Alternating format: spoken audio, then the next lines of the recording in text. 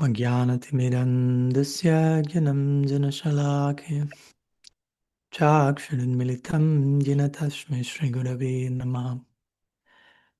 Nama Shrishtam Manumapi Satchiputram Matrasya Rupam Tasya Grajamuru Purim Matarim Gustavatim Radha Kundam Girivaram Maho Radhikamadhavasam Prapto Yasya Pratita Gripaya Shri Gurum Tam Natasmi Vancha kalpatarubhyascha kripa sindhubhyaiva cha patitanam pavanebhyo vaishnavibhyo namo namaha. Nikila shruti mauliratnamaladiti nirajita padapankajanta ajimukta kulairupashyamanam paritashtam harinam samshrayami. Anarpitacharim chirat karunayavatirna kalahu Shamarpaitamannatojvalarasam savakti shriyam Hari purata sundara dyuti kadamba sandipitam Sadahridaye kandare spurato vasachinandana Janulambita bujjoganakavadat Sankirtanai kapitaru kamalaya takshu Vishwambaro dviyavaro jugadharma palam Vande Jagat Priya Guru Karunavataru Ladini Shakti Swarupaya Gauranga Hridaya Cham Bhakta Shakti Pradhanaya Gadadhara Namostute He Krishna Karuna Sindhu Dinabandho Jagatpate Gopesha Gopika Kanta Radha Kanta Namostute Radhe Vrindavanadi Shri Karunamrita Bahini Kripaya Nijapadabja Dasyanmayam Pradiyatam Bhaktya Vihinaya Paradalakshay Kshiptaschakamaditarangamadye Kripam Maitvam Sharanam Prapanam Brinde Namaste Charanarvindam Brinde Namaste Charanarvindam Shri Sachinandan Gaur Hari Ki Jai Shri Harinam Prabhu Ki Jai Samaved Bhaktivinoda Ki Jai Gaur Praman Hari Hari Bol.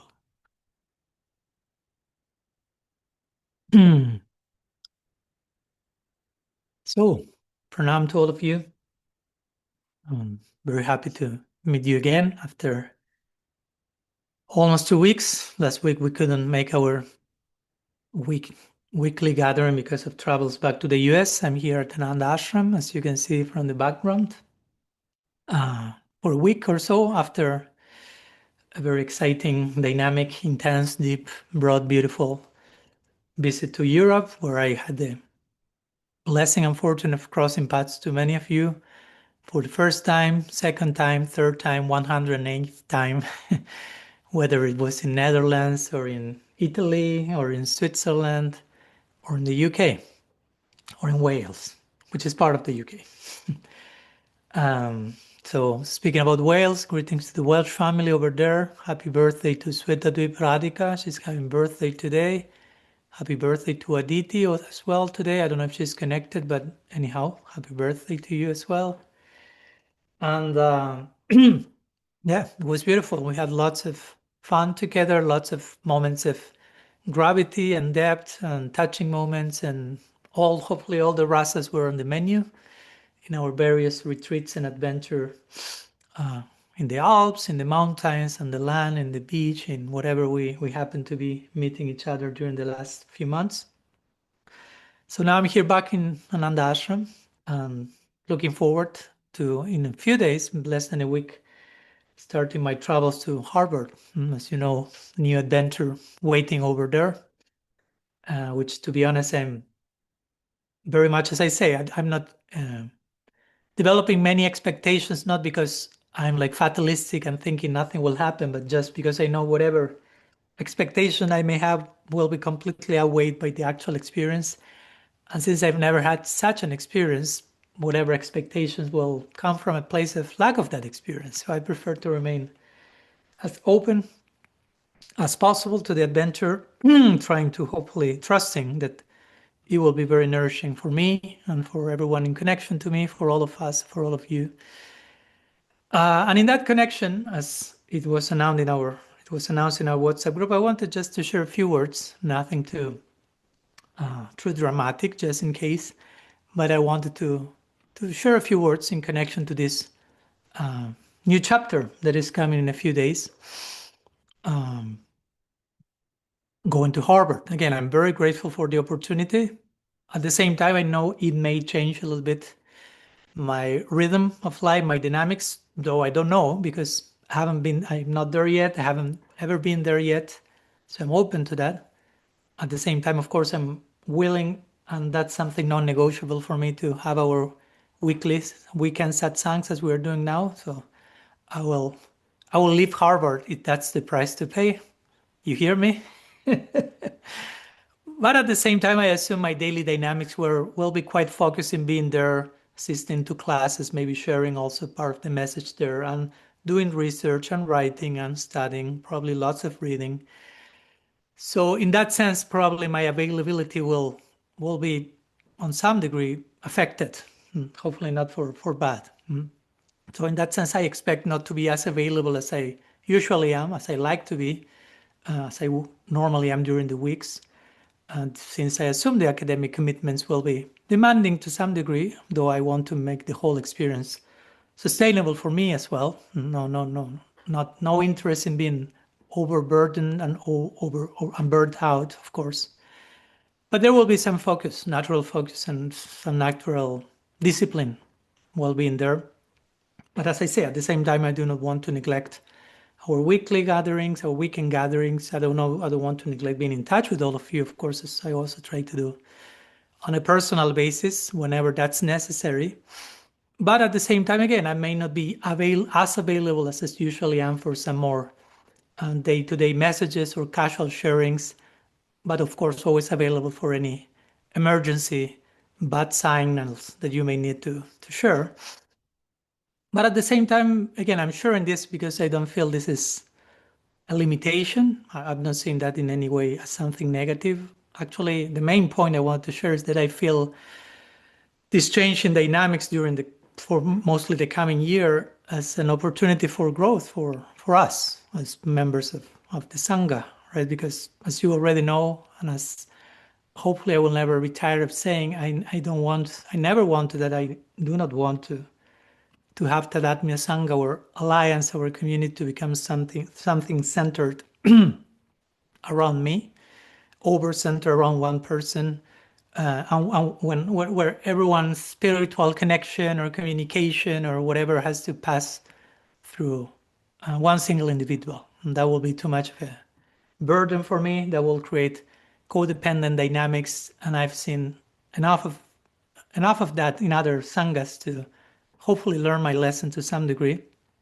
And as we have talked many times, I think for me, a genuine sangha, a genuine community, family, should be like a living web of relationships.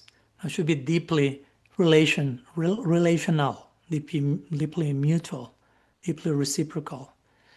And so, of course, my personal relationship with each one of you matters deeply, a lot. And again, it's non-negotiable for me. I'm not planning to compromise any of that.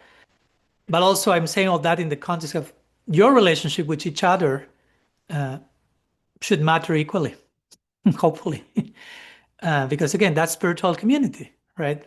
Spiritual community becomes much stronger when we begin to recognize that our brothers and sisters are also sources of inspiration, shelter, wisdom, encouragement, honesty, affection, so many things, right? So that's the main intention of these few introductory words today. So perhaps my being somewhat less available during the coming year, to some degree, again, I'm not disappearing absolutely. I'm not going anywhere in one sense. But somehow my becoming somewhat less available to some degree may hopefully invite all of us into a deeper stage of community life. No?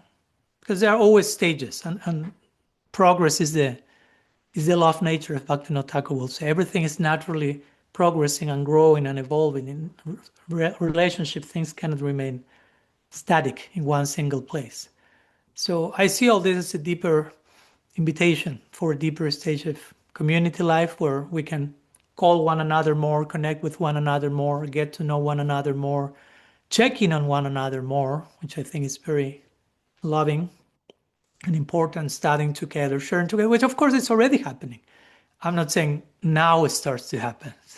That would be way more challenging. That's already happening, I would say, since day one, when we officially named that Sangha. I mean, I tried to make all this very clear, and we have tried to work on that, and it's happening beautifully through groups and sisterhoods and brotherhoods and group studies and our gatherings and individual friendships and connections. So in one sense, I'm not concerned because that's already happening, and I trust that the momentum of that already happening will just keep carrying itself in a deeper way, because the idea is that things keep getting deeper. It's getting better all the time, as the song says. So to invite us to another level of communication, empathy, brotherhood, sisterhood, friendship, sharing together, revealing our hearts together, struggles together, sharing realizations together, learning from one another, discovering teachers, elders, juniors, peers, all as gurus in different ways. And learning to carry one another rather than falling into, which I'm not saying is happening, but hopefully it doesn't happen, falling into looking toward always the same person, which can always happen. So that's for me more, this is all more of a preventive sharing rather than something that is taking place. So for me, basically those are the words I want to share today as part of spiritual maturity, basically, right? Like, where any relationship with anyone, even your relationship with me, shouldn't develop at the cost of your relationship with everyone else or anyone else. But actually, however we are relating to one another should increase our connection with the center, or should increase our connection with each other. It will increase the mutuality, the reciprocity. So we become more available and more capable of offering spiritual friendship to one another. I think that's a great invitation to develop our capacity to be friends and to befriend each other more deeply. Again, there is no end to the depth of friendship. There's no end to the depth of being a brother and sister. So that's my hope. I hope that you all, including me, don't leave me out of the equation, but I hope that you all discover even more deeply during this coming year, basically, a little bit less than a year, how much is already present within this Sangha. Again, I'm not talking about let's start doing something that is not already there, but let's keep discovering more in depth the gift we already have. There are, again, beautiful people like all of you, beautiful qualities, experiences, resources, perspectives, gifts, realizations, and that, again, sometimes perhaps some of those things we do not see them so fully because we may become accustomed to them, or we may become accustomed to a particular structure. So now, there's a slight change of structure to some degree, again, nothing dramatic. So hopefully that slight change of structure with me being not as available may allow hidden forms of leadership or friendship, and leadership in a healthy way. No, we are not bringing here any over-institutional hierarchical top-down stuff, but leadership in terms of taking responsibility for my own life and trying to help others to do the same, care, friendship. Hopefully all those hidden forms that are still waiting to be actualized may emerge more deeply. And again, if I need to clarify it one more time, that I'm going to Harvard, that I may be a little bit less available to the usual degree, doesn't mean that I'm disappearing entirely, that I'm becoming less connected with you, that I'm like abandoning you all. Please don't allow your mind to go to any ultra tragic worst case scenario, apocalyptic scene place. I remain deeply committed to this community, deeply invested with each one of you as an individual, because that's what community is at the end of the day. It's not just an abstract bunch of people but these radically personal individuals behind the community. So I remain there, committed, trying to accompany you on your journeys, as I trust you are willing to accompany me in mine. It just simply means that, again, during this particular year, the form of my presence may have to change in some degree. But again, it doesn't mean it's less present. So it may shift to some degree. Again, and to some degree that I have no clue, because it's not that I can plan in advance how my experience in Harvard, my demands and availability will look like. I have zero clue. But I have some idea, at least to the degree that I've been doing some research. Okay, I will have my time to be available on the weekends for our sharing. And of course, again, I will want to be present for whatever is required for me to be present too. But again, I also hope that what I receive this year in Harvard, as I told to many of you during my travels, because that happened to be kind of the main question during my European tour. So Maharaj, you're going to Harvard. Tell me more about that. And I was my answers were a little bit frustrating always, because I don't have much of an idea what will be that about. And that was kind of the end of my conversation.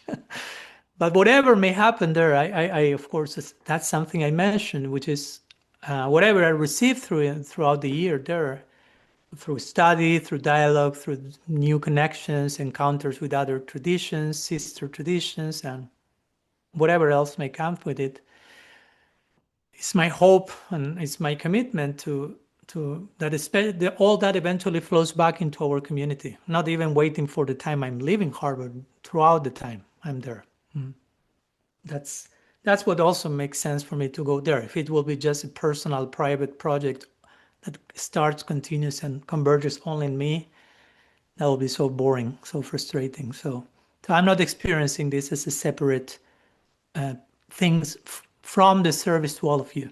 So all of you, I'm taking all of you to Harvard in another way. No, not maybe I don't have money to pay the tickets to each one of you. I don't have size in my luggage to put you in contraband inside there, but in the deepest possible way, I hope I'm taking all of you there. In another dimension of connection and the journey. So basically that I want to share. I would like us to enter this next chapter, not with a feeling of, oh, Maharaj will be less available, no, on a negative note, but perhaps with, I don't know, like a more creative question. Not with a negative statement that is conclusive. Maharaj won't be more as available, but with an open question, probably like, how can each of us become more available to one another? That gives us some homework for the upcoming year. And we all need to ask that question on a daily basis, whether I'm in Harvard or not. And I have to ask that question myself, how we can become more available to one another. There comes the prompt. You already know me with my prompts. So again, if we ask that question sincerely and deeply, I trust that then this transition, whatever that may be, will make our Sangha more and more centered around relationship, around a feeling of family, shared community, service, the sweet absolute as the root of all existence, and again, the shared journey that we are trying to cultivate together will basically foster and reassure whatever is already taking place. And again, for me to witness that will be something very beautiful, very inspiring with us, that already is happening again. So I'm just bearing witness to what's already taking place. We're seeing this community, seeing each one of you blooming as the unique individuals you are, becoming increasingly capable of standing together in the beauty and the messiness of diversity, being humans. And again, standing together not because one person is holding everything together and collapsing in the attempt of doing that, but because there are many genuine bonds of affection, of trust, of responsibility, of friendship that are holding us together. Already that's taking place. So let that continue to flourish onto its next desired level. So basically that I'm very happy, and I'm entering this new chapter with gratitude, with excitement, with openness to the unpredictable and the unexpected, trusting it will be for the better of everyone. And again, with a great deal of trust in each of you. So I hope this year also becomes not only a new chapter for me, but in some way a new chapter for you and for all of us as a Sangha. So basically that, I don't want my introduction to take over our gathering, but since I'm going to Harvard in a few days, and actually our next satsang, next Saturday, I already will be there, I felt inspired to share these thoughts, which I hope land properly in each other's heart. And thank you for sending your digital hearts over there. So, that said, we move forward now to our Q&A, to our questions and answers. But why not go to breakout room first? For all of you to churn together about what you just heard. I think that will be an interesting thing to do before we officially start with whatever inquiries, quests, explorations you have today. We can open the breakout rooms for a few minutes and allow each other to express whatever needs to be expressed to each other, to embody in motion what I just say in theory, basically, and continue to foster our connection. So Bhakti Rasa will activate the groups now, and then I'm seeing 4 raised hands already, so I'll be seeing you in a few moments back. Thank you. Welcome you back. Sorry if it was not enough time for you to share. Feel free again, as part of what we just shared a few minutes ago. Feel free to take the initiative of continuing to communicate with one another and share your hearts mutually. But thank you. Thank you for your presence and for your blessings in this new chapter. And that's it. We continue with our usual weekend dynamics in our satsang, where each of you are invited if you have any question, quest, exploration, topic you may like to bring to the table. And there were already 4 digital hands initially raised, so I will be following that particular order. So far we have 4. The first one was coming from Jamuna. So we invited Jamuna, then Kanupriya, then Bhakta Prem, and then Nityananda eventually.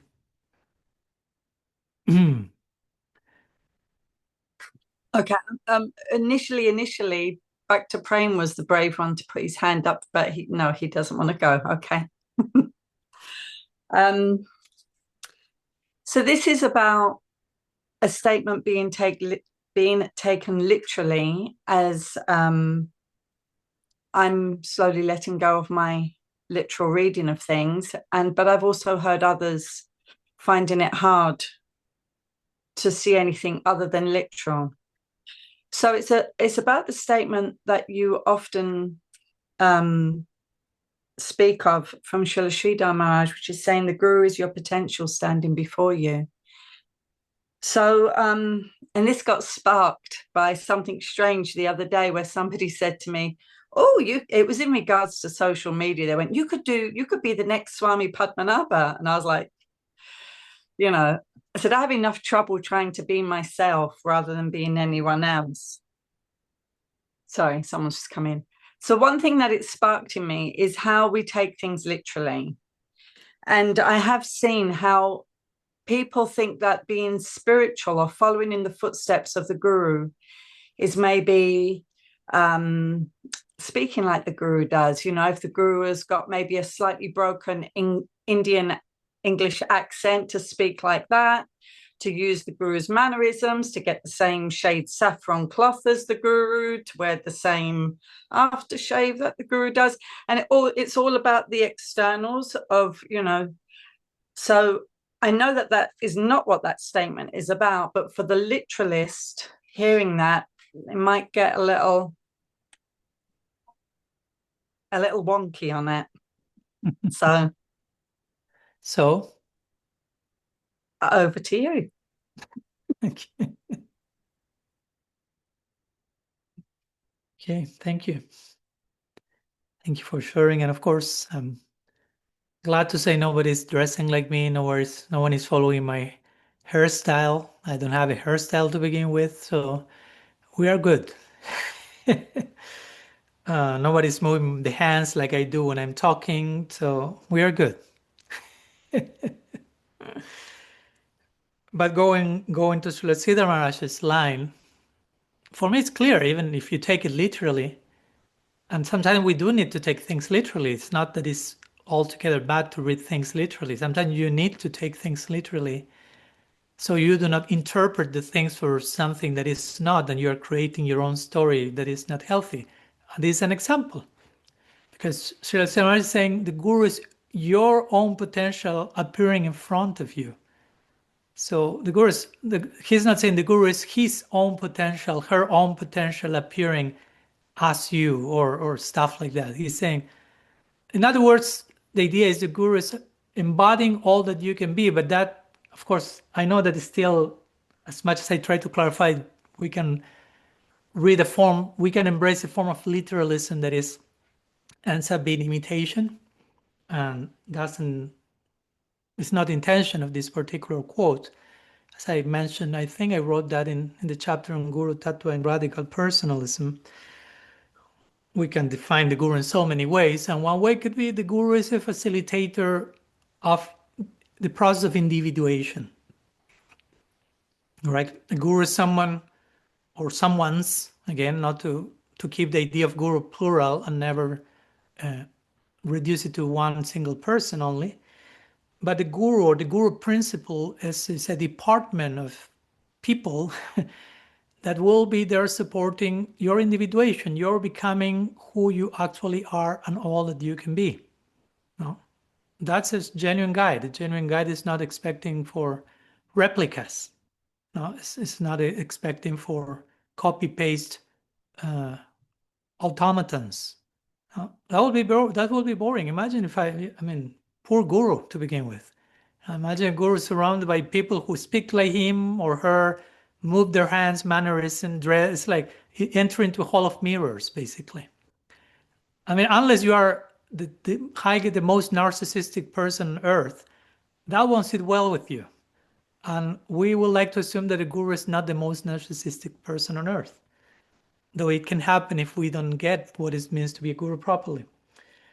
So no, it's not about imitation, but a caveat comes there, which is many times relationships between teacher and student begin with some form of imitation.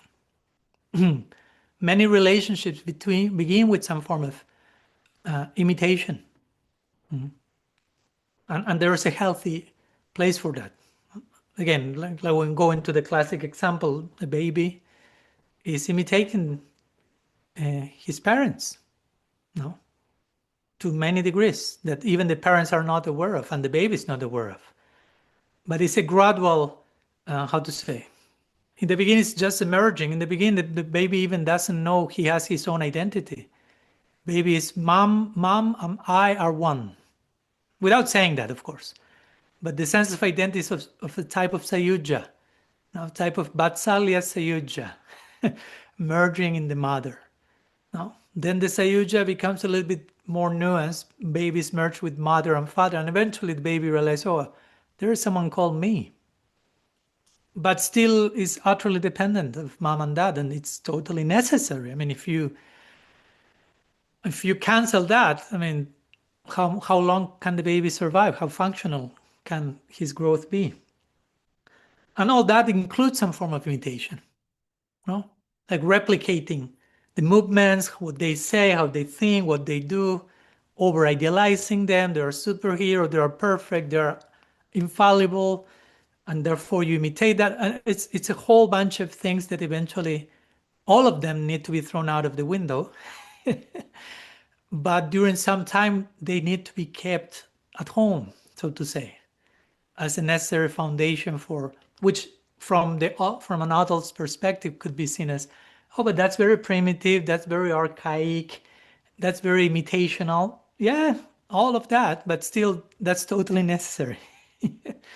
So I'm saying all that to basically normalize that for some people, that's unavoidable, that's actually necessary. So we shouldn't condemn those who need to and inhabit those shoes. As we were talking in the UK retreat, Yamuna, and you wrote a poem about shoes in the UK, because we gave this example, right? Like we need to enter into a certain pair of shoes, and we shouldn't enter into a pair of shoes that is bigger to our foot, because we won't be able to walk properly. But if we try to put shoes that are way smaller than our foot, we won't be able to walk properly either. in different ways it will be messy. So my point with this is, for some time we may need to imitate, for some time we need to be in kindergarten bhakti, spirituality. For some time that will be the necessary case. The problem is when we are ready to move forward and we insist on, when we refuse individuation, when we refuse embracing our individuality. That's the problem. And that's why ideally we are talking here about guru. A guru should have the capacity or the maturity and the vision to see all that happening.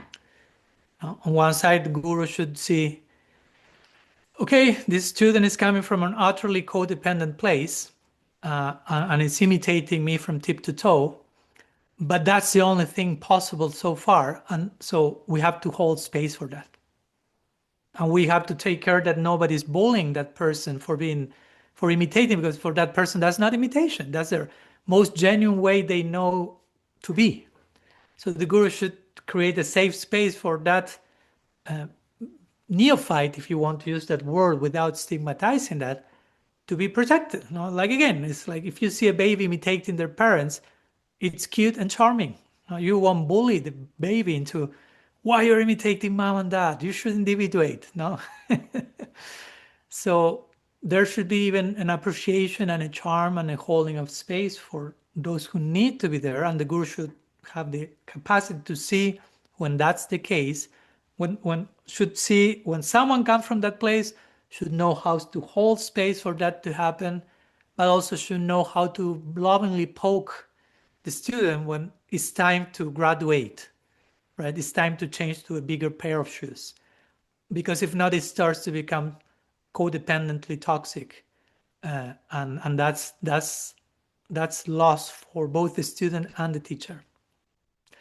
And unfortunately, sometimes that's not the case. Sometimes maybe gurus do not see that, could see that, but they are not taking the time or trouble to see all those things and work in connection to their students. And then some problems happen.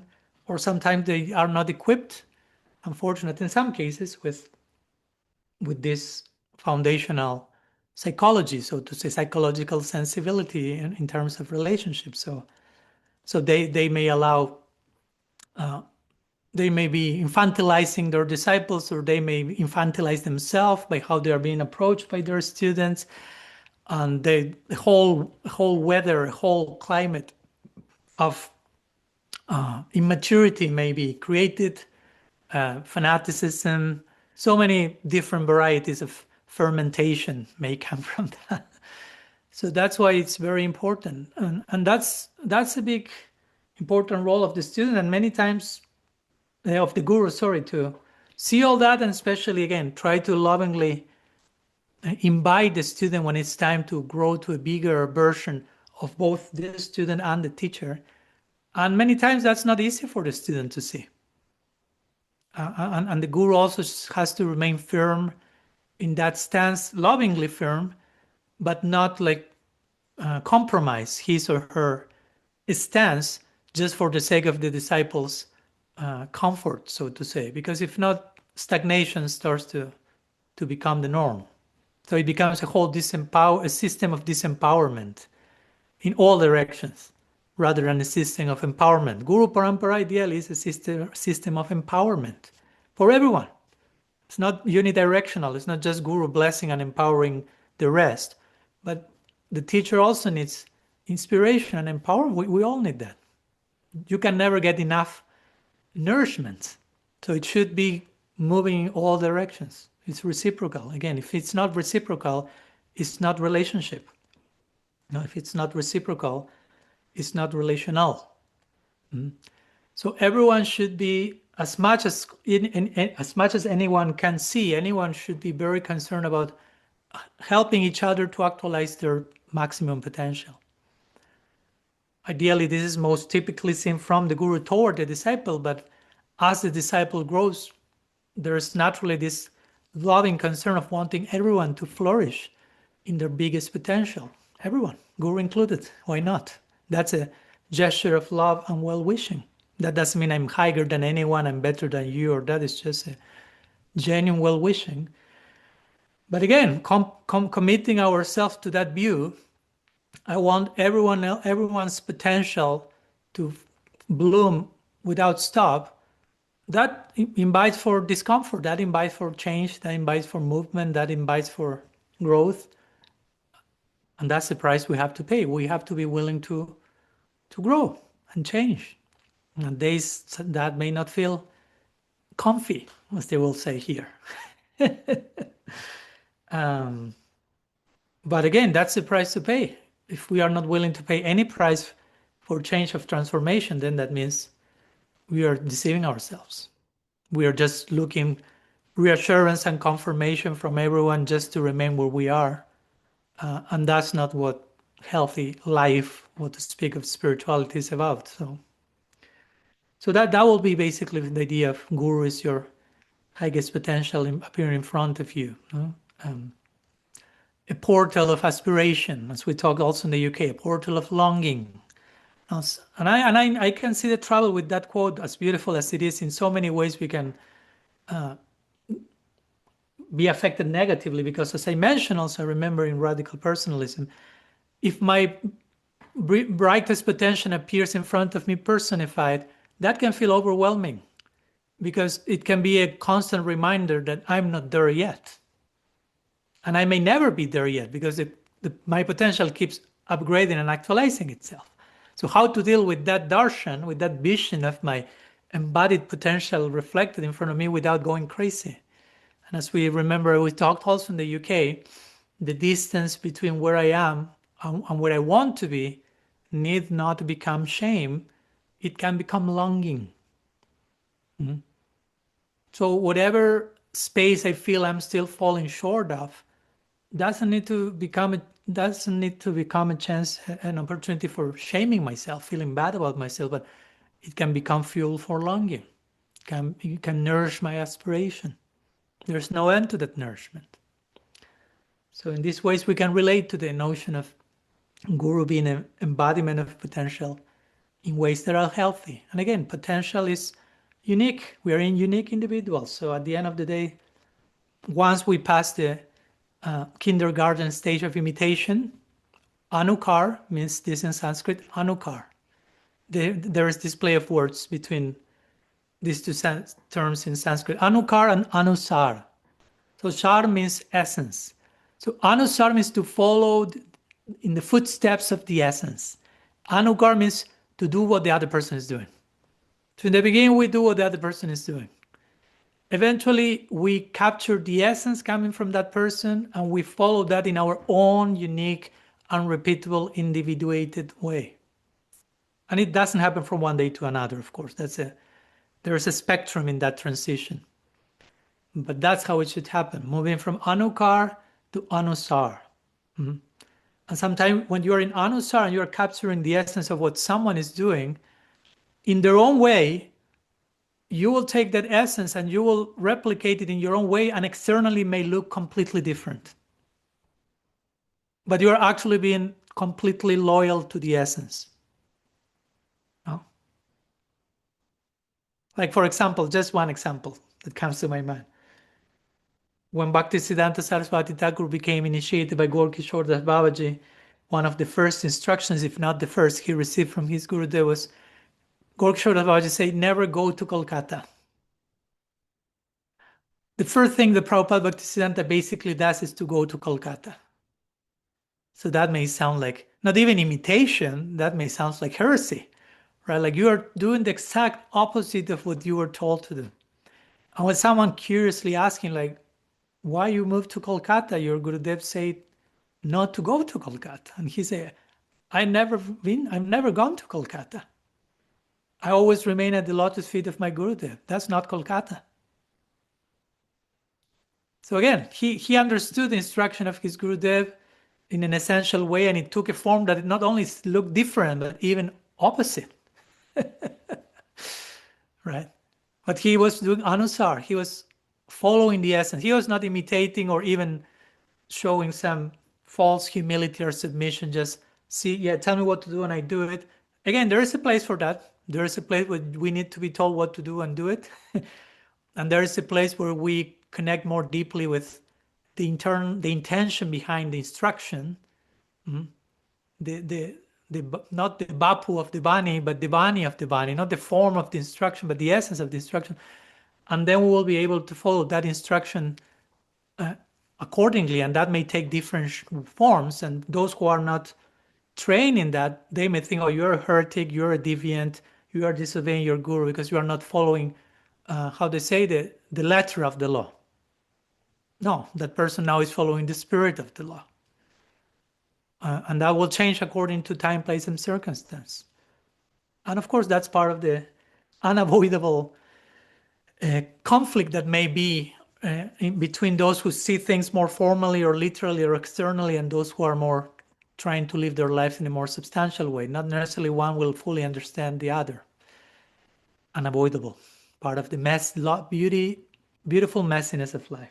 So anyhow, some reflections. I don't know if anything lands for Yamuna over there. Yeah, that was fantastic, and it took lovely unexpected turns. Thank you very much. Lovely. Thank you. Okay, let's move one more time to our breakout rooms. Why not? I think it's an important topic worthy of churning and ruminating together. The other day, Bhakti-rasa was telling me how, I don't remember the term of the cows where they are eating for a second or third time. How you call that? Chewing cud. Chewing cud. So because cows have like 4 stomachs, so churning, and that's why we're sending you over and over again to breakout rooms. So you are moving from one stomach to the other and continue to ruminate, chewing what has been chewed. Punas punas charvita charvananam, like the Bhagavatam said. Now, Prahlad will say that in a negative say, people in this world chew what everyone else has chewed. But there's a positive connotation of that, which is what we are trying to do in the breakout rooms, continuing to chew and to ruminate from one stomach, from one heart to the other. So you're invited to go there, and see you back in a few minutes. Welcome back. Hope you had some good rumination from one stomach to the other, from one heart to the other. Before moving to the next exploration, I don't know if there's anything publicly shareable that you feel it must, that came during your private conversation or private personal contemplation. You can unmute yourself directly without raising your digital hand, so we don't confuse the hand raised for the questions. Anything? Shri Radhe, Radhe, Radhe. We just wanted to share our progressions of baby Dandavat Pranams, aka time. And there's something about the S of doing Anugar, but the natural, spirit, even as she's doing it. So, Anusar. Lila, Jai Pranam. See you for Govardhan Dandavat Parikram. I give you 15 years. 15 years I give you. 7 years. 7 years. Okay. That gives me more hope to myself as well. Hey, Radhe. Jai Sri Radha. Something else? Someone also training over there for Dandavat Parikram? That's an adventure, I can tell you. Okay. Just one very, very quick thing on the Yamuna. Slightly off the topic, but of the chewing of the cud. I was thinking chewing of the cud, when the cows do that, they're creating milk, and from chewing the cud, the milk comes and the cream comes, and so many beautiful preparations, preparations come from that. Yeah. So just sharing that. Yeah, totally. Because sometimes we say, it comes from cows, from grass, it transforms into milk, but there is a whole in-between sequences of chewing and rumination that makes for this sara. No, sara means also cream or essence, which somehow we relate to milk or milk products. So yeah, if you want something substantial and nutritious, you may need to spend some time chewing as well, contemplating. Yeah. And something brief before going to the next question, which is something that Trubikram shared in the chat, which says, can one legitimately abandon a guru who employs a policy of capping the potential of a disciple? Of course, I'm replying in general. I'm not addressing any specific case. In principle, the answer is yes, because basically a guru is a facilitator of potential. So if guru, quote unquote, is basically obstructing your potential, by definition, that's not a guru. So guru is a function that dispels ignorance. Guru in itself is not a person. Guru is the function of dispelling ignorance, which in a positive way could be framed as the function of activating potential, facilitating potential. So if that's not taking place, then the guru function is not operating through that individual or group or whatever.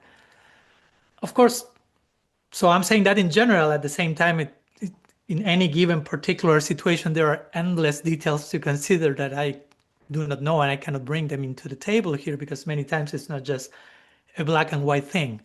Oh, this happened. Sometimes the disciple may interpret an action from the guru as obstructing potential, but it may not be the case. And sometimes the disciple may need clarification to see that there's an actual canceling or disrupting of the potential, or actually is a facilitation of potential that I never dared to imagine it could take that form. That can happen. So as a student, one shouldn't be entirely sure about one's own thoughts and perceptions after clarifying and having conversations and back and forth with that person, with other people. And even if it happens to be the case that in whatever circumstance the guru may not be functioning as such, as a facilitator of potential, but the other way around, there's always space to talk with the gurus. Narahari Sarkar will recommend in Krishna-bhakti and have honest, genuine conversations about what's taking place and seeing where that takes, which resolution takes place, hopefully in one way or another. So I'm saying all this just to give a glimpse of how nuanced the whole thing can be, and then just touch upon a few of the possibilities. So we don't take it again literally and just, oh yeah, Maharaj said yes, boom, I'm rejecting this, and you have to reject. I'm not saying that. I just gave the reply in principle, but then when you move something from what's in principle to the specifics of each case and scenario, there's a whole world of considerations there, and we should take them in place so we are not impulsively reacting or overreacting or whatever. So thank you for that. And we're moving to the next raised digital hand coming from Kanupriya, but both are here, so I'm not sure which of the two. The one who will activate the microphone, which is from Switzerland, Scotland. Kanupriya, welcome. Yes. Welcome and thank you. Yeah, I did listen to the Gadadhara Saptaha you gave in Switzerland, and I was very, very touched.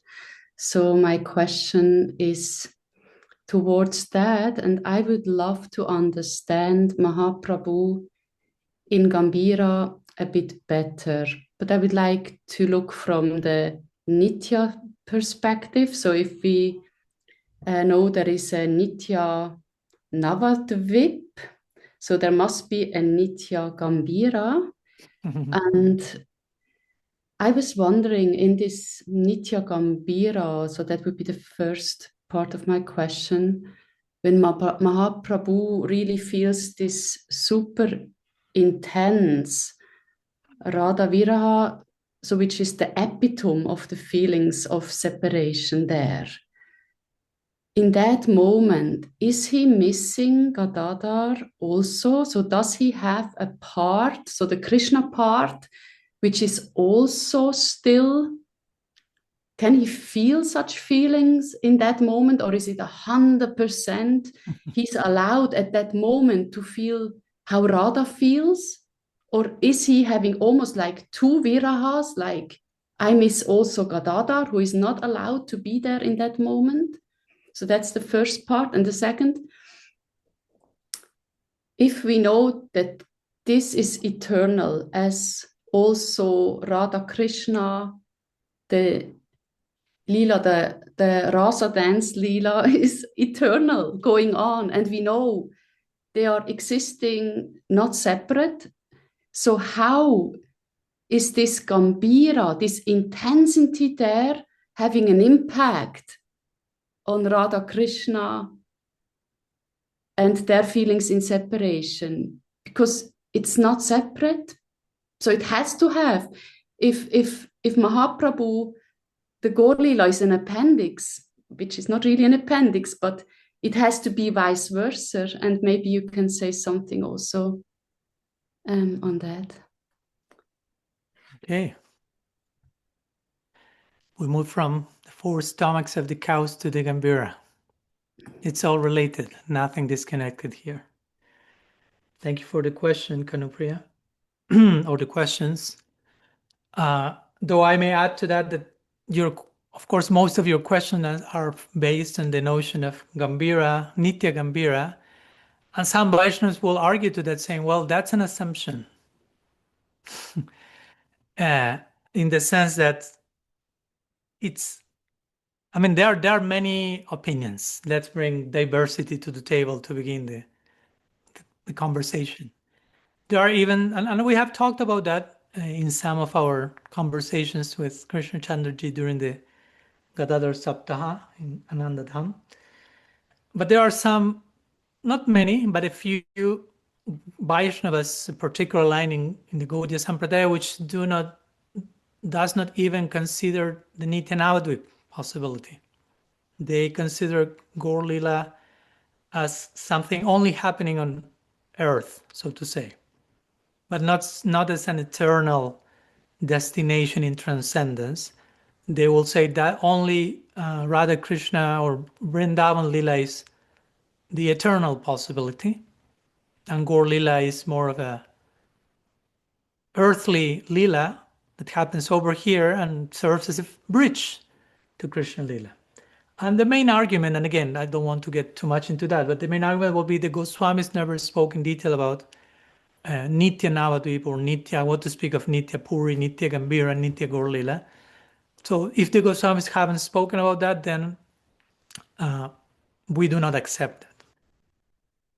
Okay, I get the point personally, but at the same time, there are many things that the Goswamis didn't speak and we accept as Gaudiya Vaishnavas. And I can name a few. Just again, the Goswamis to begin with haven't spoken much about Mahaprabhu at all. So that means that, speaking by the Goswamis as the six Goswamis, they compose a few ashtakams, pranam mantras at the beginning of their works. Of course, I'm not denying any of that. And that's it. No? What we know about Mahaprabhu and his life was shared by other associates, not the six Goswamis. So that doesn't mean that all the things that are written in Chaitanya Charitamrita, Chaitanya Bhagavat, the life of Mahaprabhu, I don't accept any of that because that was not revealed by the six Goswamis. That wouldn't make much sense. So in the same way, there are many revelations that can come in preceding generations after the Goswamis, which as long as they do not contradict their Siddhanta, they are welcome. And for example, and we mentioned that in Switzerland, why there is not like a detailed treatment of Mahaprabhu in the books of the Goswamis, or why there is not a detailed treatment of the position of Gadadhara in books like Chaitanya Charitamrita. Well, each one of them were trying to make a very deep, important theological point, each in their own way. So if they will try to encompass everything, it may have been too much. No? For some people, it's even difficult to believe there is God. For some people, it's more difficult to believe that God can be Krishna, who is God without being aware that he's God, lost in the love of Vrindavan. On top of that, more difficult is to accept that Mahaprabhu, his historical figure, was not only Krishna, but Radha and Krishna combined in a dynamic way. And on top of that, to add that, and apart from that, there is Gadadhara. No, it would have been probably too much for some of the readers, as we could conclude some of the authors concentrated on making certain points, establishing, Jiva Goswami, the Goswami, establishing bhakti as a goal, not only as a temporary means to moksha, but as means and as end result, and so many other things. And whatever little things the Goswamis wrote about Mahaprabhu, interestingly enough, that should be enough for us to play out the implications of that and conclude there is a Nitya-Navadvipa. For example, they will speak in the few pranam mantras they compose and in the few astakams written by the Goswamis about Sri Chaitanya Dev. They, for example, refer to Mahaprabhu as avatar. So avatar means descent, literally. That's the etymology of avatar, coming down, descent. So you cannot come down if you are not coming down from somewhere. So if Mahaprabhu is an avatar, Mahaprabhu has an abode from which he is descending, which we call Nitya Golok Navadvip or Golok Puri. Now we'll go to Puri in a minute. Or the Goswamis will refer to Mahaprabhu as their Ishtadev. So an Ishtadev cannot be a temporary one. You can establish an Ishtadev that is disposable. An Ishtadev has to remain there for eternity. And they clearly establish Mahaprabhu as Ishtadev in their pranam mantras and mangala charans. So that by implication shows Gaur Lila is an eternal reality. So things like that, examples like those will be my arguments to the point that there is no Gaur Lila in transcendence. And of course, there are some associates of Mahaprabhu, like Gopal Guru Goswami and then Dhyana Chandra Goswami, who again were Gopal Guru Goswami in particular was a direct associate of Mahaprabhu, and he wrote in detail about Nitya-Navadvipa in his Padati, in his manual. And then his disciple, Dhyana Chandra Goswami, and then the other compositions, one attributed to Vishwanath Chakravarti Thakur, sometimes called Gauranga Lilamrita, and then more contemporary Vaishnavas like Bhaktivinoda Thakur, Srila Siddhar Maharaj, they openly, clearly spoke about Nitya-Navadvipa, and those who have an affinity to serve Mahaprabhu. There is that portal in eternity. Those who have affinity to serve Radha-Krishna and Vrindavan, they can go there. It's not they are forced to go to Nitya-Navadvipa. And those who have both affinities, they can go to both places, which at the end of the day is not both two places, but one expressed in different ways.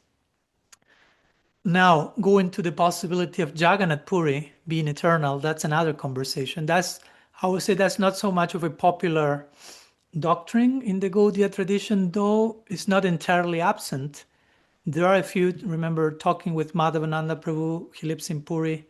He's a researcher about many things Puri, many things locals to Puri. He told me that he found a few even Astakaliya Lila Shmaran stotrams about Gaur Lila in Puri. And one could interpret some sections of Brihad Bhagavatamrita as well, where Sanatana Goswami is speaking about Gopakumar's visiting different planets in transcendence and at one point visiting Puri. So one could make a case, okay, there is a Nitya Puri. And most Gaudiyas, and again, I'm not saying this fanatically, there is variety in the menu, but most Gaudiyas probably will argue, yeah, but in that case, Puri will be a little bit more of an Aishwarya Leela of Mahaprabhu as a sannyasi, which will be more comparable to Mathura or Dwarka with Krishna rather than Vrindavan. And Navadvipa retains more of the intimacy and familiarity of Vrindavan when Mahaprabhu is with his family and eternal associates. He's at home, so to say. He is not exiled as a sannyasi, so to say. So in that sense, the main emphasis in eternity tends to go to Navadvipa, not to Puri. Not to cancel that possibility. Who am I to cancel anything of that? At the same time, of course, comes this point, and we spoke about that with Krishna Chandra, that, well, but also in the earthly Leela, we see that the highest speaks of Mahaprabhu's experiencing of Radha-Bhav happened in Puri, not in Navadvipa. So one could make a case for, okay, Puri is even superior, though we don't want to fall into this higher, lower hierarchy in terms of eternal abodes. At the same time, we could make the case of, well, you can say that, but remember, if we accept that Gaur Lila is eternal, it doesn't mean that Mahaprabhu's relishing of Radha-Bhav began on earth in Navadvipa and continuing in Puri. It's already taking place in eternity, in the spiritual world, and it takes a certain development on earth for us to witness that unfolding.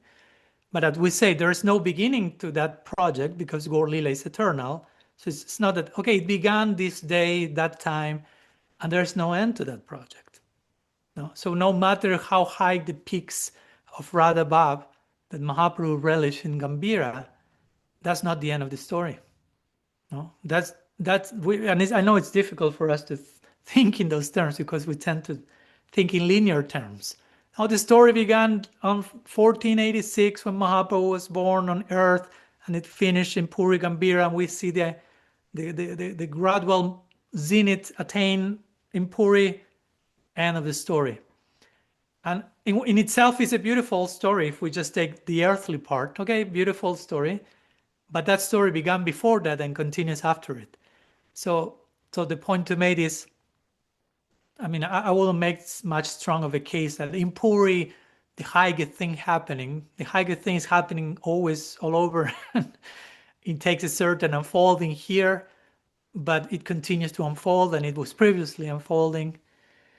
So that will be part of my reply in connection to your question on the Gambhira and the assumption of a Nitya Puri. I wouldn't say that we need a Gambhira and a Nitya Puri in eternity for Mahaprabhu to relish what he needs to relish. I will say he can be Nitya-Navadvipa and again continue to explore in eternal depth Radha Bhav. And it's not like, okay, I need to go somewhere else, I need to take sannyas. I mean, he ended up relishing all that in Puri because he ended up taking sannyas, and part of his, I mean, there are many reasons, of course. On external way, we say part of his sannyas vows was he cannot remain at home, he had to go somewhere else. And Sachi Mata said, okay, go to Puri, which is not, it's far enough, but close enough at the same time. At the same time, of course, Puri is called as Vipralamba Kshetra, the land of separation. So Mahaprabhu there, Krishna's Mahaprabhu relished Radha Bhav, mostly in separation, trying to show the way to us, how the entrance to union is through separation. But again, he's relishing Radha Bhav in Navadvip deeply and eternally as well, both union and separation. And regarding your question about Gadadhara, and if in those moments, if we were to assume, okay, there's a Nitya Puri and a Nitya-Gambhira, or even addressing the earthly experience of those abodes, in the depths of Mahaprabhu relishing Radha Bhav, is there a place in him in which he remembers Gadadhara or misses Gadadhara? The answer is, I don't know. That's a very personal question that you need to ask to Bhagavan himself. Yeah, I'm not Bhagavan, so I cannot fully speak for Bhagavan. We can speak about God to some degree, but it feels like too audacious to fully speak for what's going on in God's heart in every way at any single moment. So I leave that between you and Bhagavan.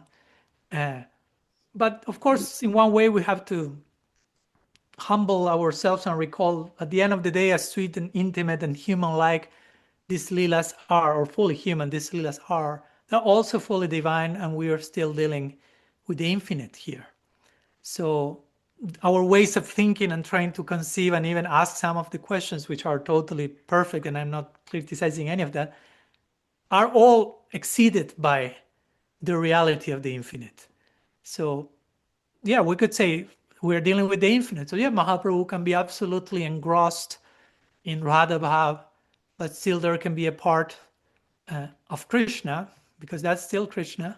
And we see that in Nitya-Navadvipa, going back to Nitya-Navadvipa, where we will say Mahaprabhu is daily, eternally, deeper and deeper relishing Radha Bhav, still in the depictions of the Astakaliya Lila, or the eightfold daily pastimes in Nitya-Navadvipa, Mahaprabhu at times relishes Krishna Bhav, for example. Not only Radha Bhav. Though we will say that's the prominent, and that's what makes Gaur Lila have a main purpose, because if you take that out, what's the need of Gaur Lila in one sense? So that's what makes Gaur Lila unique. But that doesn't exclude of Mahaprabhu relishing at times Krishna Bhav. And from that perspective, one could argue, okay, from that place he can experience the other things that may not be experienced in the foreground while being deeply imbued in Radha Bhav. And which are the repercussions of all that for Radha and Krishna in Braja Lila? We need to go there and find it for ourselves. All right? There are indeed repercussions. Again, we are not talking about two entirely separate realms, because Navadvipa and Vrindavan, as Krishna is not different from Mahaprabhu, and Radha is not different from Gadadhara, Navadvipa is not different from Vrindavan. So one place and one Lila are the same. So whatever happens in one happens in the other, because the other is not another. So it's just, I don't know. I mean, I'm just giving a very limited example over here, but imagine you're having a certain impact in your connection with I mean, again, it's just completely different because we cannot make a parallel to that. But you have an impact in your relationship with someone, and then you relate to someone else, and still that impact affects every other relationships. Again, it's a different example. The example is not entirely accurate.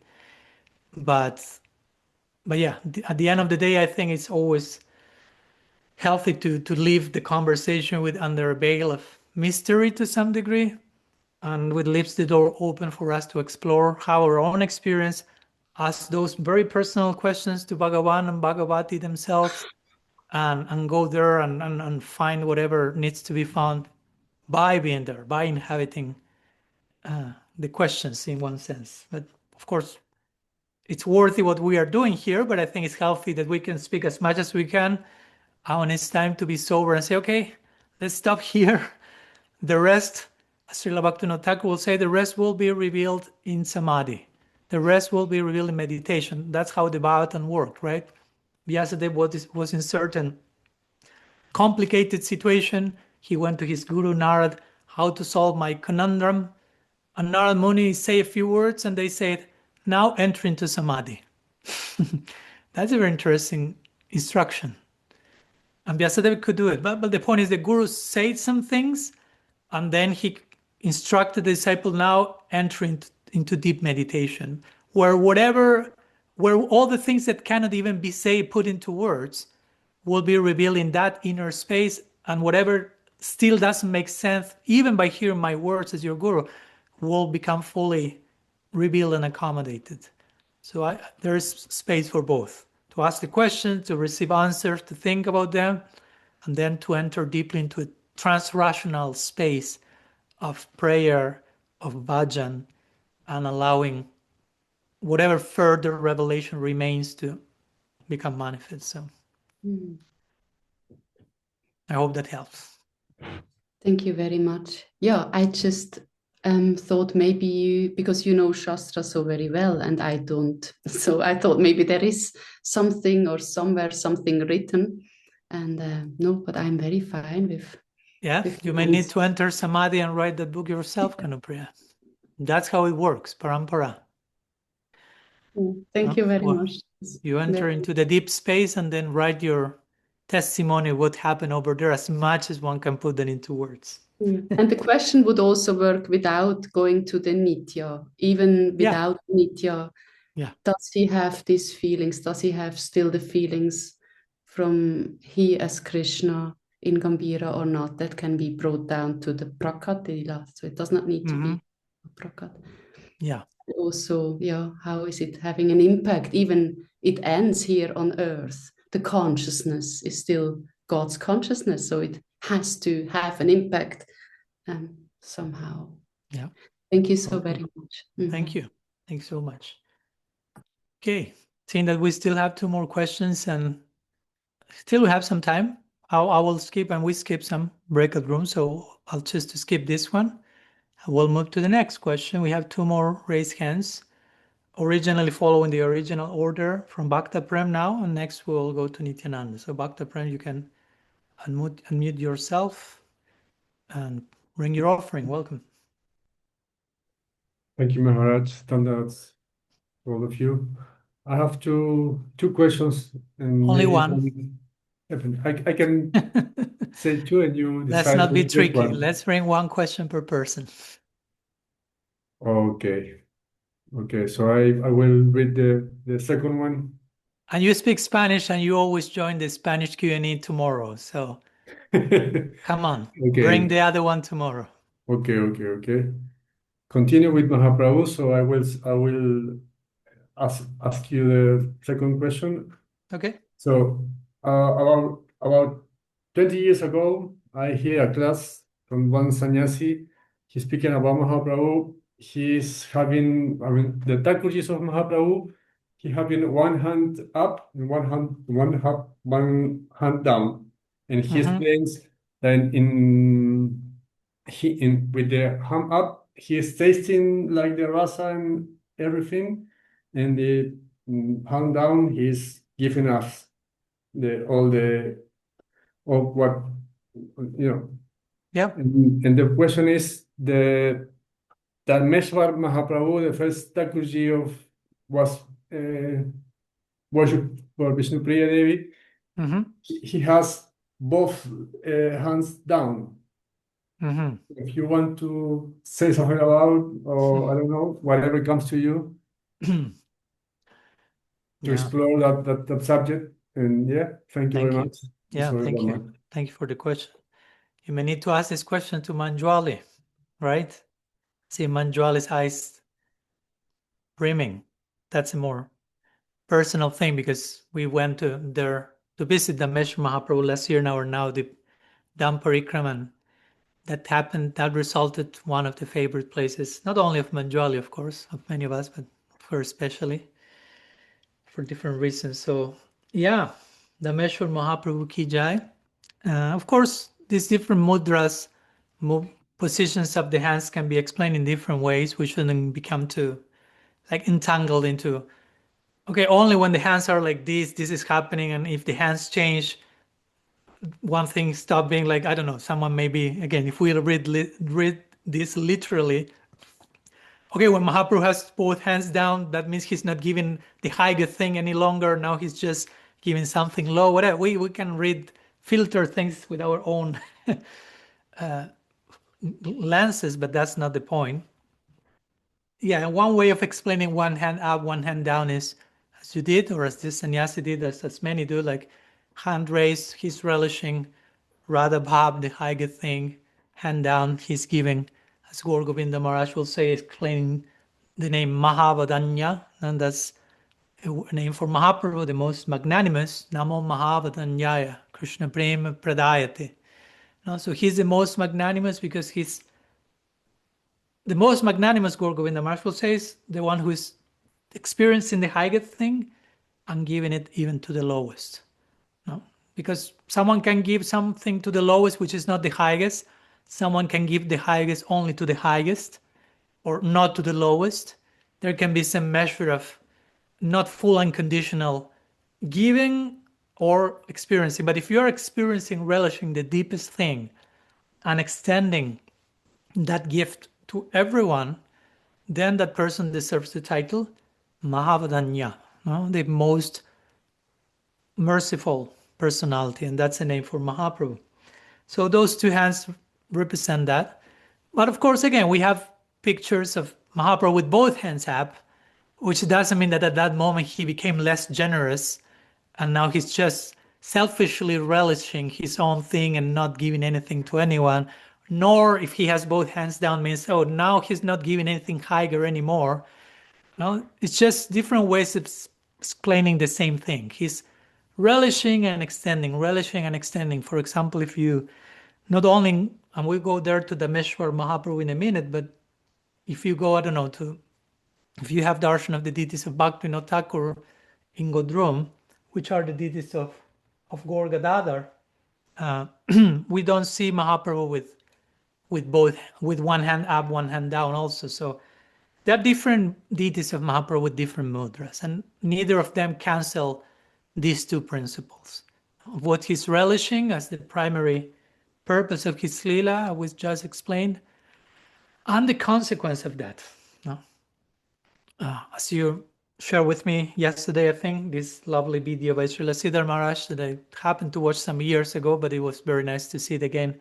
The reason behind Mahaprabhu's dancing, because this hand movement is part of his dance as well.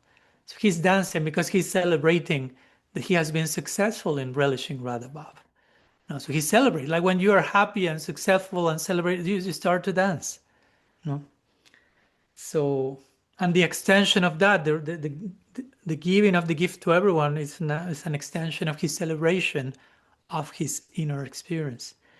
So in the terms of, in connection with Dhamesvara Mahaprabhu, of course, that's a more localized case, if you will, because it's a form of Mahaprabhu for all of us, but especially for Vishnupriya Devi, right? Is one of the main deities, the first deities of Mahaprabhu, carved of Mahaprabhu. And there are different stories about it, about being carved, about being manifest, and so on and so forth. But the principle is the same, which is, of course, as we know, Mahaprabhu accepted sannyas in the earthly lila because Vishnupriya remains Nimai's wife in eternity, in Golok Navadvip, we do not relate to Mahaprabhu as Mahaprabhu even, because the word Mahaprabhu means great master. So it still is kind of an Ashvaric name. As we were talking with Krishna Chandra in Switzerland, then the name we will use the most will be Nimai. Nimai. It's a very informal village-like name.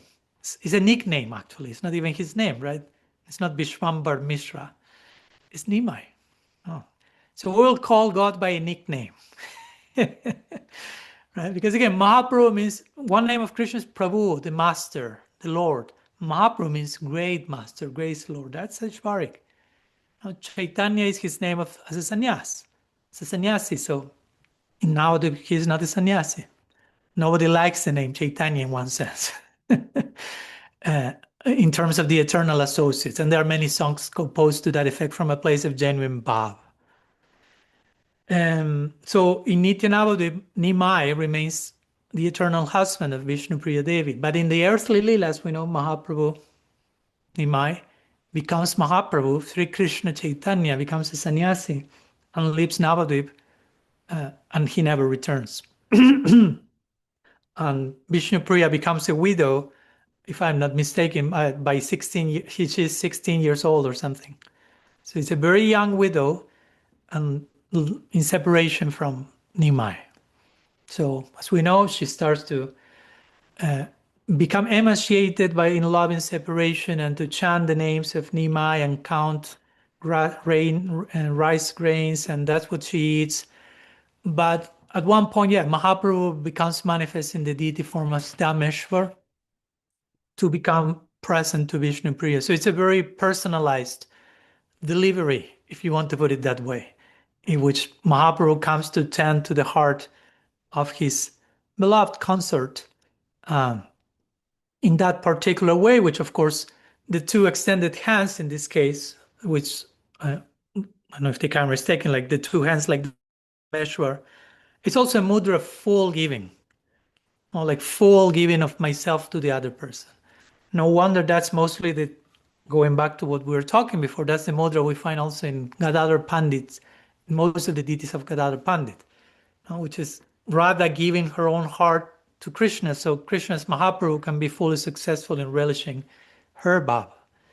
So this mudra of two hands raised, and sometimes we find them in deities of Nityananda Prabhu, which show how Nitai is fully giving Mahaprabhu to others. So whatever the case, whether it is Mahaprabhu, Dhameshwar, Nityananda Prabhu, Gadadhara Pandit, the implication is a full delivery, a full indiscriminate giving. So that was the way in which Nimai wanted to tell Vishnu Priya, I'm here, fully here with you. Even in one sense, I'm not here at all, and I'm not returning here in this lifetime. I'm fully here in this particular form. So that's something very specific in connection to Vishnu Priya. It's a deity that basically manifested, as we always say, the deity manifests as a result of the heart of the longing of the worshipper. So it's a corresponding form of Mahaprabhu to tend to the necessities of Vishnu Priya's heart. And by extension, of course, others. It's not limited to her, but was primarily carved out of her heart, so to say. Besides Vishnu Priya, besides her specific case, the mudra is a mudra of full self-giving, full self-disclosure, full generosity, which doesn't cancel what Mahaprabhu is relishing, because again, whatever Mahaprabhu is giving is what he has relished before. You cannot give what you don't have. So even if the hand is not raised, doesn't mean that he's not relishing what he's relishing. But at the same time, and this is one last point, and I don't want to become too technical, but remember, Vishnu Priya, in this case, she's considered an incarnation or an expansion of Radha as Bhudevi, as the deity related to Mother Earth, an expansion of the Shakti. Because this is interesting, remember, Mahaprabhu is Krishna, wanted to taste Radha Bhav, and Radha appears as Gadadhara, but Vishnu Priya is Mahaprabhu's wife. So my point is that that's the main difference between the worship of Gaur Vishnu Priya and Gaur Gadadhara. That's a whole conversation. Bhaktivinoda Thakur established both, one in Yoga Pit, Gaur Vishnupriya, and his private bhajan chamber is Gaur Gadadhar, because those are two different moods of worship. So the raised hand of Mahaprabhu has to do with his relishing of Radha Bhav, but that's not so much related between his connection with Vishnupriya. That's a different relationship. And that's why probably we could say he's not appearing with the hand raised, because that's not such a prominent feature in the connection between Nimai and Vishnupriya, the relishing of Radha Bhav. That's more in connection to Gaur Gadadhar. So to Vishnupriya, he appears with both hands like that, giving himself as a husband, as Nimai's husband to Vishnupriya. That's a particular self-disclosure of Bhagavan to Vishnupriya, which is not the same of hand raised, relishing Radha Bhav, hand down, distributing that Radha Bhav to others. That's another feature of the Gaur avatar. Not just a feature, I would say the main thing. So as I hope you can see, there are different flavors and possibilities within Gaur Lila, different relationships between Mahaprabhu and his eternal associate. So that could be another way of explaining why when there is no hand raised in Mahaprabhu, because the high relishing of Radha Bhav is not so much a feature in his relationship with Vishnupriya. But the necessity of the moment was not for Mahaprabhu to give Vishnupriya Radha Bhav, but to tell her, I'm here fully for you in our particular relationship. I hope that helps. Yes, Maharaj, helps a lot. Yes, Mahaprabhu. Okay. And second question for tomorrow morning in Spanish. Okay. If all of you want to know which is his question, you have one day to learn Spanish. Okay. We have one more question. I'll skip one more breakout room since somehow the topic is connected. And we'll go to the last question by Nityananda, and then we'll go to a final breakout room to share all together one more time. Welcome, Nityananda-ji. You can unmute yourself.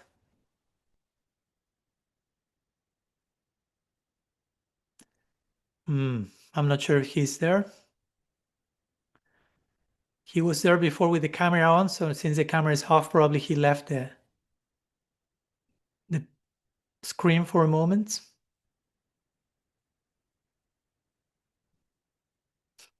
Okay, let's do something then. Let's move to the breakout rooms for a few minutes.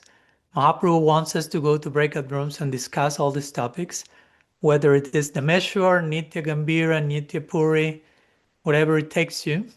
And we spend some minutes there, and we'll see if Nityananda is back after the breakout rooms for the final question. See you back there. Okay, welcome back. Hoping you had some nourishing Gaur Katha together. One last try with Nityananda, though I don't see the camera activated, but if you can hear me. Nityananda-ji, I don't know if you are there. So I would like Maharaj to ask your reflections on how we as devotees can deal with feelings of loneliness, which sometimes come, especially when we are in separation with our loved ones and dear ones, because sometimes life can, have some turns when this situation happens, and so how we navigate these moments when which are not so easy to navigate. So I'm just very curious. What would be your reflection? Thank you. And thank you for bringing the question, despite the time over there. Sorry for keeping you up so late, and many of you as well, and for keeping the Kiwis up so early, depending the case.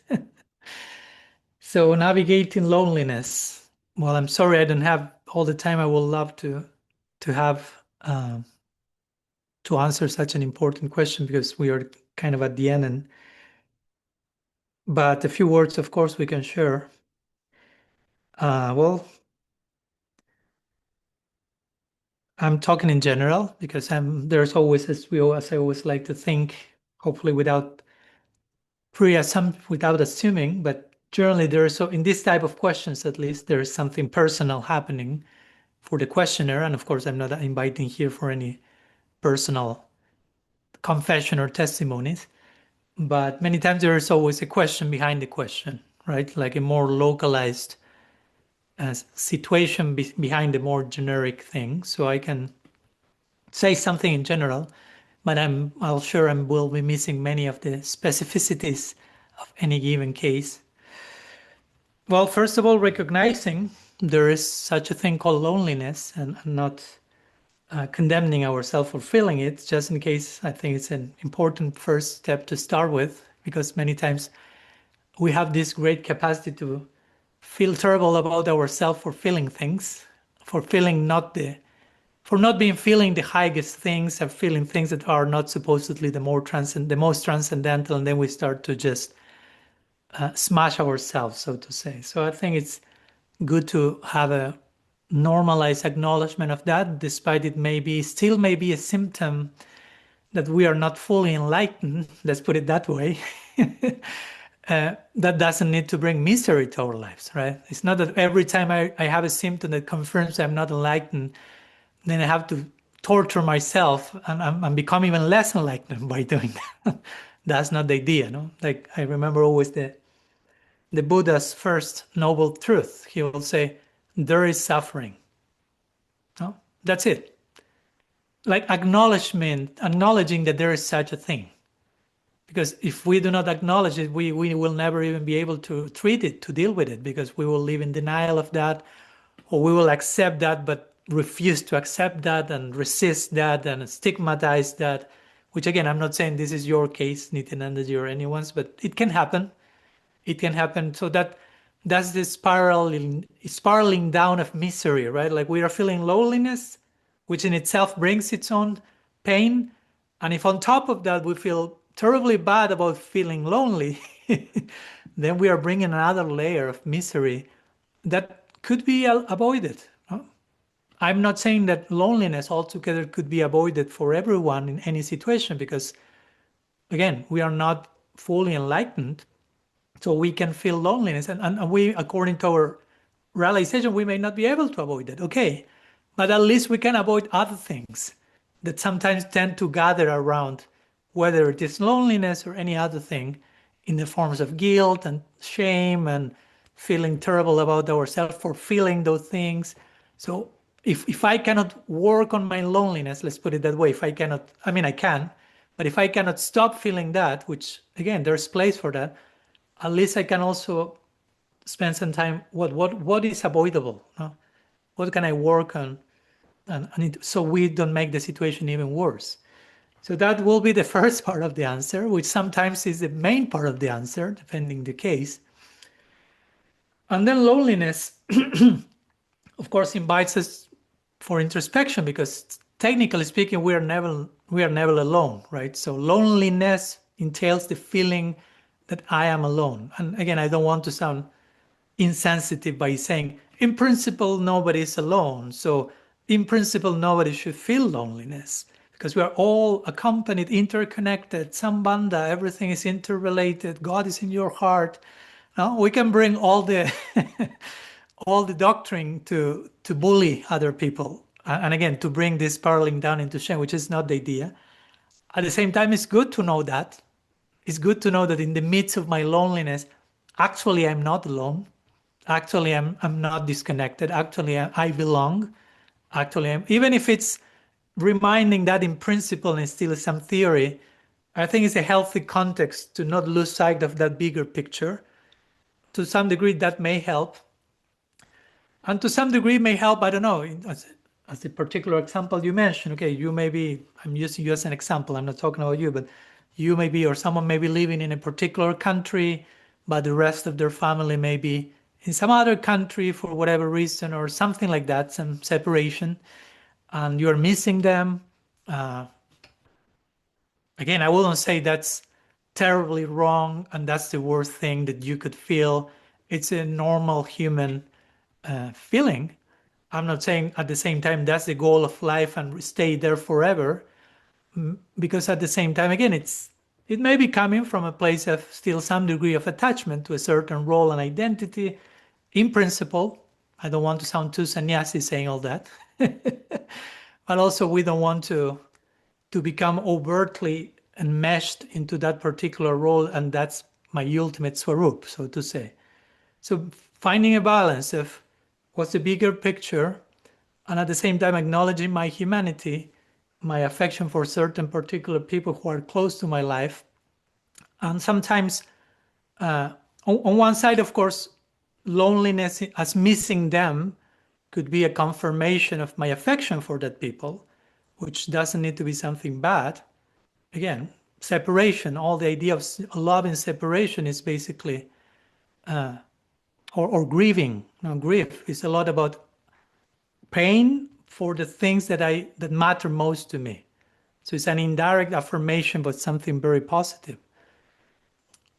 And then again, if I still, on one side, loneliness again is missing someone else, but also feeling lonely myself. That's probably the main subjective experience. I feel lonely. And I will say in that case, one needs to do something about it, and whatever that may be, I mean, to get in touch with people, to talk with friends, to have someone to talk to have someone to say, I'm lonely, and to call someone. And I know it's not the final solution, but sometimes we need to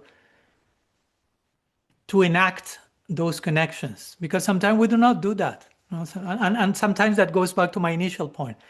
I feel ashamed of calling my friend and tell him that I feel lonely today. No? So because of shame of feeling lonely, I don't reach out.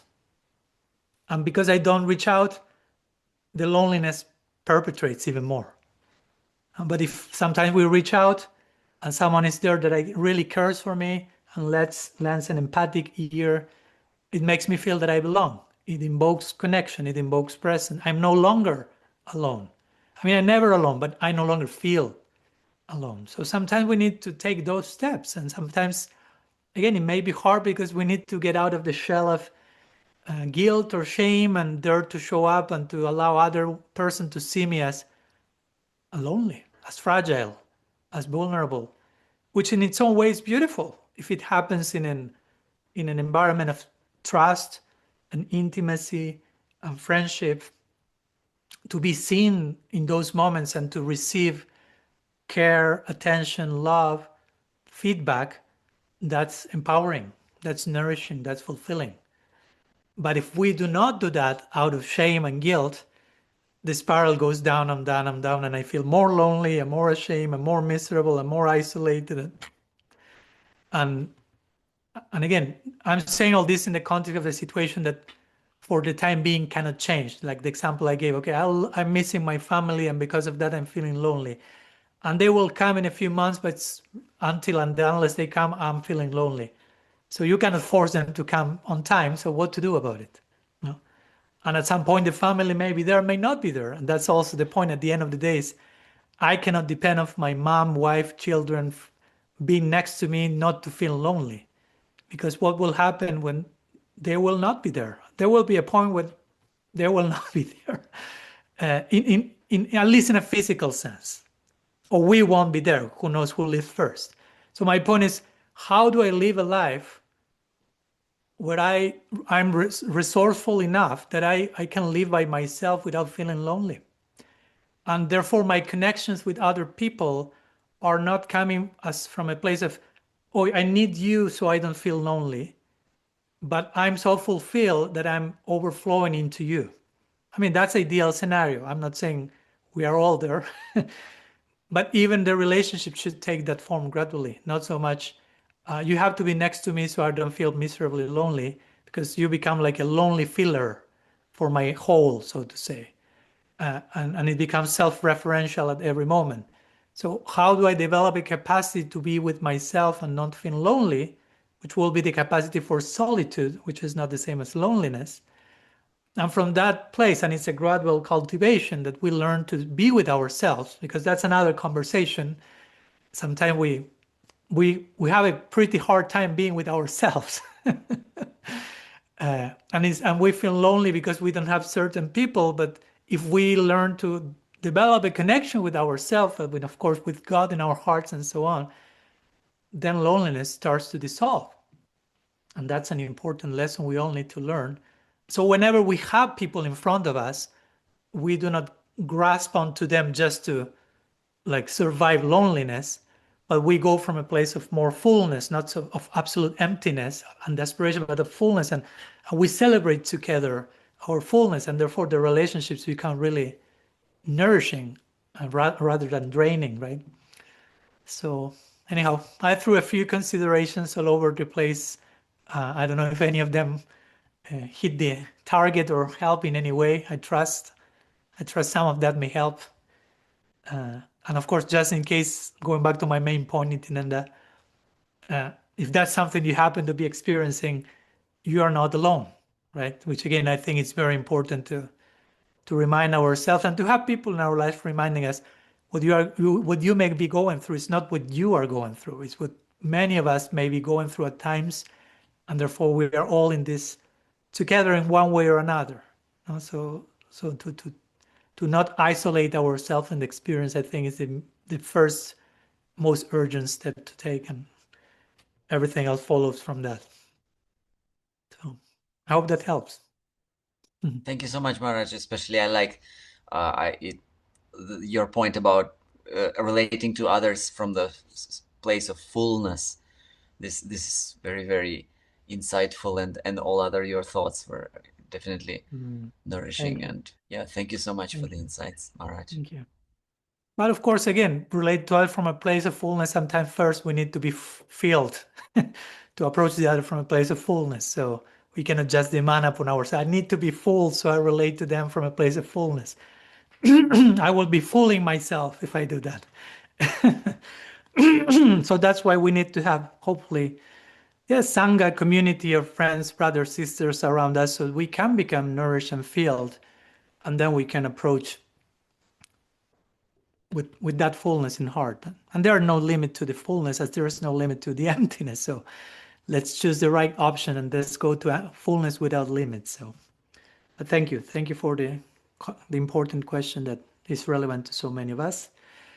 And let's conclude for a few more minutes, just a few minutes, with the last breakout room to put our sharing to rest, but to share and turn together. So we share together, we don't feel disconnected from each other or lonely. We can open our hearts and share about this important topic for a few minutes, and see you back for our final farewell of the day. Okay, welcome you all back again. Hoping you had a good, nourishing sharing, rumination from one heart to the other. And we are putting our sharing to rest today till the next Saturday. Same time, we are returning to our usual time, which is 2 p.m. EDT time, probably for the next year or so, since I'll be mostly here in the US. And I'll meet you next Saturday from Harvard. So your prayers, your blessings are welcome for this chapter of the adventure, in which I'm carrying all of you together there, and you're carrying me in your heart. So it's always a mutual caring and caring as well. So thank you so much to all of you for your presence, for your sharing, inquiries, sincerity, and love. Sriman Mahaprabhu ki jai, Shri Hari Nam Sankirtan ki jai, Samaveda Bhakta Vrinda ki jai, Sadhu Sangha ki jai, Gaur Premananda Hari Hari Hari Bol.